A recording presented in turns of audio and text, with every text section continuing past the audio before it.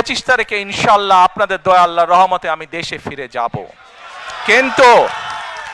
কিন্তু এখানে উপস্থিত, এই ঘরে উপস্থিত প্রত্যেকটি মানুষের কাছে আমার অনুরোধ, দয়া করে কেউ আপনারা এয়ারপোর্টে সেদিন যাবেন না।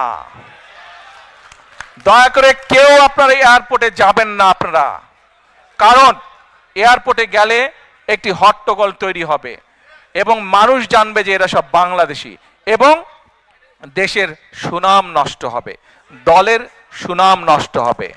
যারা এয়ারপোর্টে যাবেন না, যারা সেদিন এয়ারপোর্টে যাবেন না, আমার আজকের এই অনুরোধ যারা রাখবেন, আমি ধরে নিব তারা দল এবং সর্বোপরি দেশের সম্মানের প্রতি মর্যাদা রাখবেন।